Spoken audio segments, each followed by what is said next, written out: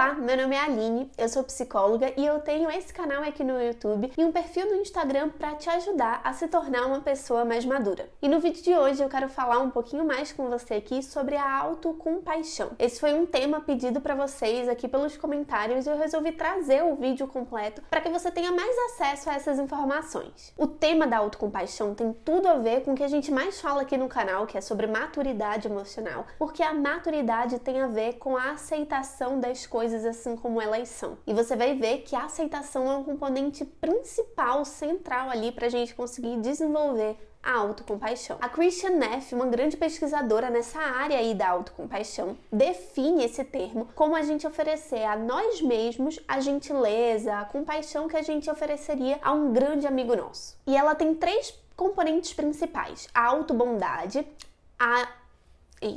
humanidade compartilhada, atenção. E ela tem três componentes principais: a autobondade, a humanidade compartilhada e a atenção plena. Vamos entender o que cada um desses componentes significa na prática. A autobondade tem a ver com a gente ser compreensivo e solidário com a gente mesmo, ao invés de começar uma crítica severa e nada construtiva. Aqui no canal, inclusive, eu já fiz um vídeo falando sobre autocrítica, como ela pode ser bem ruim se for usada nesse tema e nesse sentido da autocobrança. E aqui a autocompaixão, o componente da autobondade, na verdade, é justamente na contramão de uma autocrítica severa ou de uma autocobrança. Tem a ver com a gente validar, ser bondoso com a gente mesmo, até mesmo naqueles momentos em que a gente está errado ou que a gente recriminaria uma atitude que a gente tomou. A autocompaixão, ela não é a mesma coisa que a autoestima. E aí eu quero tirar uns minutinhos aqui pra gente diferenciar e pensar juntos nisso. Enquanto os componentes da autocompaixão são a autobondade, a atenção plena e a humanidade compartilhada, os componentes da autoestima são o autorreforço, a autoconfiança, a autoimagem e o autoconceito. Aqui já dá para perceber que são campos um pouco diferentes, né? Mas esses dois conceitos, eles podem se misturar ali no componente do autorreforço, principalmente da autoestima, e esse lado aí da autobondade que a gente está trabalhando aqui. Autorreforço é a capacidade que a gente tem de reforçar algo positivo na gente mesmo, da gente validar aquilo de alguma forma, que a gente veja na prática, que a gente não só saiba ali no campo dos nossos pensamentos. É o famoso dar um biscoito, né? A gente usa muito esse termo na internet quando fala, tá dando biscoito demais para alguma pessoa, no sentido pejorativo e até inadequado de como o autorreforço deve acontecer. Mas seria mais ou menos isso, a gente se gratificar por algo que a gente fez positivamente. E aí você pode achar que isso é bem parecido com esse conceito da autobondade, trazido aqui, por isso que a gente está falando da autocompaixão. Mas não é isso. Muito pelo contrário. É a aceitação de que a gente errou, que a gente deveria ter feito diferente. Mas ter essa compaixão, ou seja, saber também que seria muito difícil ou que não dá para mudar aquilo que você fez anteriormente e acolher o teu erro na tua imperfeição. Então percebe que no autorreforço da autoestima a gente está reforçando comportamentos que a gente gosta ali, qualidades na gente mesmo. E na autobondade a gente está acolhendo a nossa imperfeição. Outra coisa que você pode associar bastante quando escuta esse termo da autocompaixão é em relação a estar passando pano demais para você mesmo. E eu quero esclarecer também essa diferença, que não é que porque você pratica autocompaixão que você não vai mais praticar autocrítica, por exemplo, ou que você vai se eximir de qualquer responsabilidade, de qualquer coisa que deu errado aí dentro da tua vida. A autocompaixão, ela precisa existir para que haja um diálogo interno mais saudável e equilibrado na tua vida, para que você consiga reconhecer não só os teus pontos fracos, mas também os teus pontos fortes, para que você consiga de fato aceitar que você é imperfeito, que você erra, que você vai falhar diversas vezes. A autocompaixão ajuda muito a lidar com esses momentos e não simplesmente dizer que eles não existem, não aprender nada com eles e se eximir de responsabilidade. Isso não é autocompaixão. O segundo componente desse conceito da autocompaixão é a humanidade compartilhada. E esse é um conceito que a gente aprende bastante na faculdade de psicologia. A hora certa de fazer esse momento de humanidade compartilhada no setting terapêutico, enfim, diversos outros cenários, como por exemplo o momento certo da gente compartilhar a nossa nossa humanidade num setting terapêutico, na hora dos atendimentos ali. Esse conceito de humanidade compartilhada envolve a gente compartilhar aquelas experiências que às vezes a gente não fala muito, mas que todos os humanos passam. Muitas vezes a gente se esquece que nós somos seres falhos, passíveis a erros, que realmente a gente está nesse mundo para correr risco, para aprender, para falhar, e tem ainda mais dificuldade de praticar a autocompaixão quando isso acontece. Essa humanidade compartilhada nada mais é do que um lembrete de que você também pode errar, que não tem nada de incomum no seu erro. Algo que eu costumo compartilhar bastante, inclusive, nos momentos ali de terapia, claro, quando isso faz sentido e é terapêutico para o paciente, é sobre o meu histórico com depressão na adolescência, tentando trazer realmente esse lado humano meu e para normalizar, mais uma vez, que adoecimentos mentais estão aí para acontecer com qualquer pessoa. O foco do nosso trabalho, né, até da resolução do problema não é esse ponto, esse fato em si, o fato de você ter adoecido, por exemplo, quando eu trago isso no contexto da terapia. E sim, o que é que você é capaz de fazer, o que você não é capaz ainda, a gente pode trabalhar, enfim, pensar nisso juntos para chegar onde você de fato quer chegar. E o terceiro componente aqui do termo da autocompaixão, a atenção plena, tem tudo a ver com aquela palavrinha que eu falei no começo do vídeo, da aceitação. Isso porque ninguém consegue praticar a atenção plena ou mindfulness, como você queira chamar, sem estar completamente aceito e presente no momento presente. A atenção plena é essa habilidade que a gente tem de tentar se conectar apenas com aquilo que está acontecendo naquele momento. É uma prática meditativa, inclusive, de você reconhecer, por exemplo, o espaço ao teu redor e tentar não se deixar levar por pensamentos atrelados ao futuro ou atrelados ao passado e ficar realmente plenamente no presente, atento àquilo que está acontecendo no aqui e agora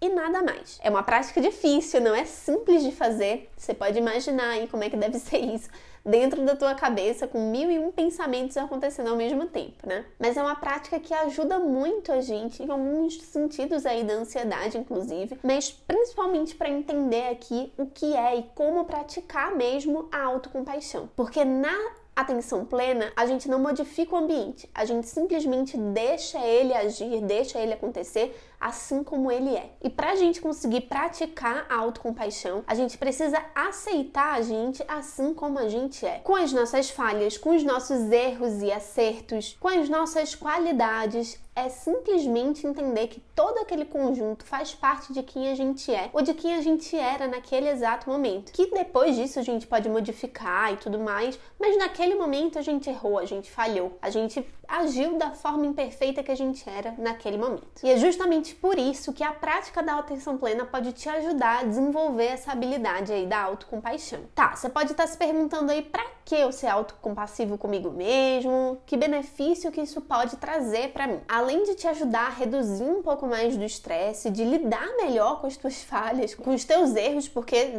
tem uma coisa que você pode estar tranquilo, ciente de que vai acontecer na tua vida, é errar. Isso pode ajudar muito no bem-estar da tua saúde mental de uma forma geral. Porque ao invés de estar se preocupando com coisas pequenas, com coisas às vezes que você não pode nem modificar, você vai estar conseguindo focar toda a tua energia naquilo que de fato você tem capacidade de mudar. Sendo autocompassivo de uma forma assertiva, você consegue justamente acolher a tua vulnerabilidade, acolher a tua imperfeição ali, naquilo que ela precisa ser acolhida e colocar toda essa energia motriz mesmo, de modificação, de raiva, às vezes que a gente tem, de irritabilidade, naquilo que realmente te importa. Inclusive, a autocompaixão é uma forma bem interessante de você aprender a lidar aí com os desafios que podem aparecer na tua vida. Quero te dar aqui também algumas dicas de como é que você pode praticar a autocompaixão no teu dia a dia. Antes da gente ir para as dicas práticas, eu vou te pedir para você fazer um monitoramento de quando é que você está sendo autocobrado demais,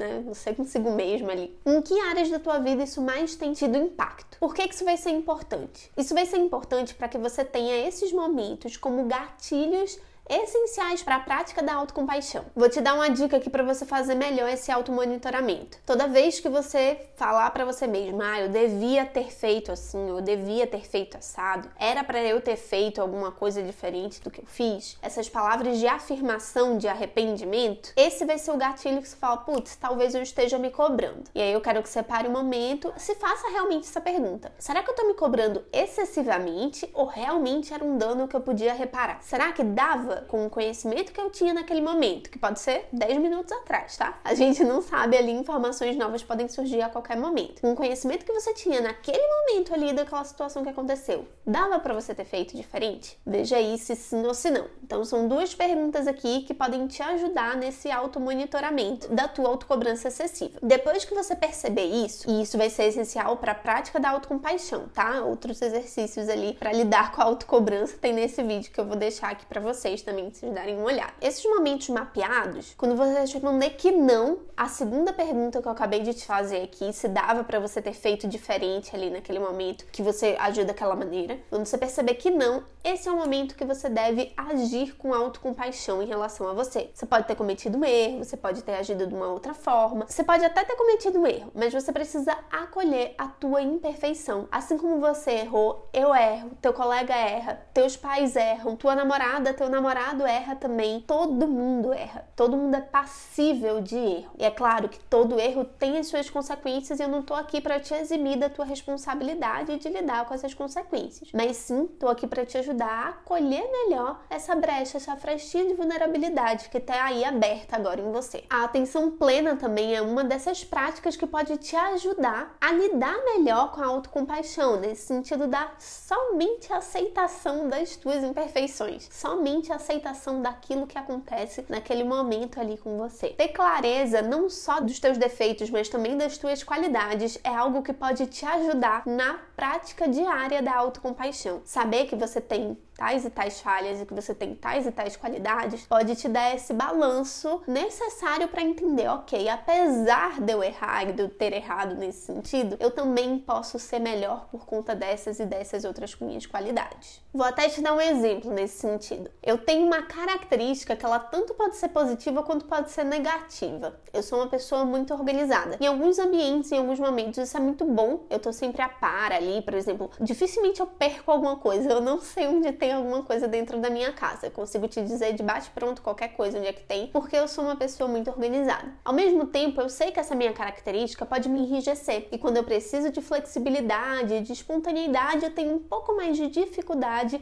de acessar esse local. Significa que eu preciso me penitenciar por conta disso? Não, eu modifico aquilo que está no alcance da minha mão e lido com essa minha imperfeição da rigidez e da inflexibilidade em alguns momentos, da forma que melhor eu posso fazer isso. Tá trabalhando na terapia, enfim, desenvolvendo aqui as minhas ferramentas para lidar com essa característica. É claro que desenvolver todas essas estratégias não é de um dia para o outro que você deixa de ser uma pessoa que se autocobra para se tornar uma pessoa autocompassiva. Isso exige treino. E você pode encontrar, inclusive, alguns obstáculos e dificuldades aí no caminho. Como, por exemplo, a dificuldade na identificação de cada um desses momentos que você tá se autocobrando. Ou perceber que você sempre responde aquela pergunta ali que eu pedi pra você se fazer com sim, dava pra eu ter feito diferente. Eu devia ter melhorado nisso, nisso e nisso. Isso se tornar um chicote recorrente, assim, né? De você se penitenciar, não conseguir mudar, não conseguir fazer diferente, se autocobrar por conta disso. Enfim, achar que não deve agir com autocompaixão por conta daquele ponto. Esse é um obstáculo que a gente pode lidar justamente dessa forma. Ali, com aquelas informações que você tinha naquele momento, dificilmente você conseguiria agir de uma outra forma. A não ser no caso de uma autossabotagem. Aí já é um outro traço que talvez você precise de uma ajuda profissional para lidar melhor com isso. De repente, recorrer mesmo à terapia, esse espaço que vai ser um espaço mais individualizado para tratar esses comportamentos recorrentes que estão sendo disfuncionais na tua vida e você conseguir se sentir um pouco melhor com esse momento. Um outro obstáculo que pode aparecer aí e te impedir de praticar autocompaixão são as comparações irrealistas, ou até mesmo essas autocomparações que não vão te acrescentar em muita coisa. Fique atento a essas comparações. As comparações, elas devem ser justas. Você deve estar comparando sempre dois pesos e duas medidas que são iguais e não diferentes. Aquela frase que foi famosa no Instagram, né? Não compare o palco da pessoa com o teu bastidor, por exemplo. Compare condições semelhantes ali de desenvolvimento, padrões que são semelhantes, histórias que são semelhantes, para que você consiga ter uma comparação justa. Comparações justas são dificílimas de serem feitas. Perceba, porque quando a gente vai se comparar ali com outras pessoas, geralmente são pessoas que têm outra história de vida, que estão em outro contexto, dificilmente tem todo o histórico que você tem na tua vida. Então fique atento a esses sinais aí para você fazer comparações que façam sentido e não que simplesmente te coloquem para baixo. Espero demais ter te ajudado com esse vídeo para que você comece a praticar cada vez mais a autocompaixão. Ela realmente é algo que pode te ajudar de uma forma extraordinária no teu dia a dia ali, se aplicada da maneira correta. Aproveita para compartilhar esse vídeo com algum amigo que quer entender melhor o que é essa autocompaixão, para que é que ela serve no final das contas, ou com alguém que você sente que é muito severo consigo mesmo. Eu te vejo na próxima quarta com mais um vídeo por aqui. Um abraço e até lá!